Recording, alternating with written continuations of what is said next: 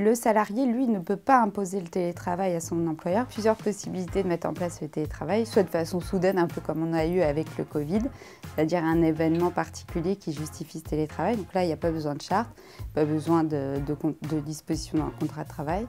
Et sinon, ce qui est prévu dans la charte de télétravail peut être revu aussi en négociant avec les représentants du personnel, si la charte vient de négociation avec les représentants du personnel. Parfois aussi, c'est une décision unilatérale et là, l'employeur peut changer de lui-même les dispositions du télétravail. Si le télétravail est prévu dans le contrat de travail, l'employeur ne peut pas modifier ces dispositions-là. Donc si 2 jours sont prévus dans le contrat de travail, il ne pourra pas changer.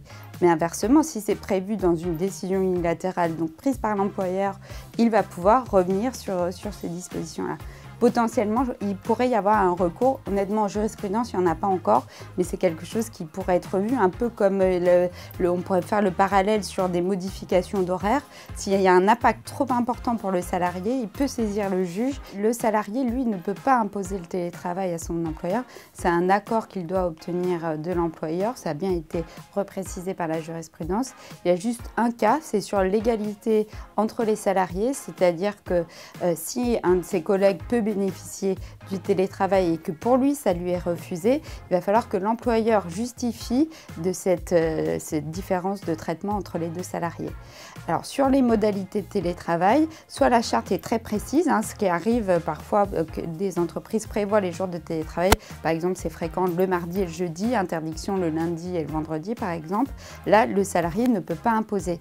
Si c'est plus flexible, il va pouvoir imposer à son employeur les jours de télétravail.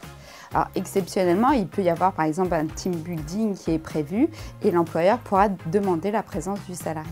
Donc, est-ce que l'employeur doit payer quelque chose aux salariés? Parce que c'est vrai qu'il y a l'abonnement Internet, le chauffage, l'électricité. Alors avant, il n'y avait pas forcément d'indemnité. Souvent, la charte prévoit une indemnité. Si ce n'est pas le cas, ça peut être au réel, c'est-à-dire au réel des dépenses du salarié. S'il doit avoir un abonnement Internet, il va y avoir un prorata qui est fait entre sa consommation personnelle et le télétravail. Bien sûr, cette indemnité sera différente s'il est à 100% télétravail ou s'il n'est que 1 jour ou 2 jours par semaine.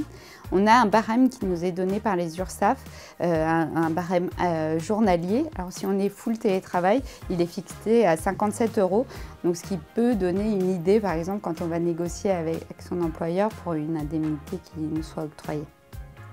Il y a aussi la question de savoir si on peut avoir les titres restaurants.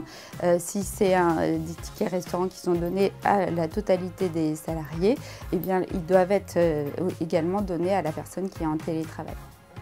Alors sur les différences de traitement entre catégories professionnelles différentes, là l'employeur va pouvoir justifier qu'il octroie du télétravail à des cadres parce que c'est possible de le faire et ne pas l'octroyer à des personnes qui doivent par exemple être sur le terrain comme des ouvriers ou des personnes qui doivent faire du commercial terrain.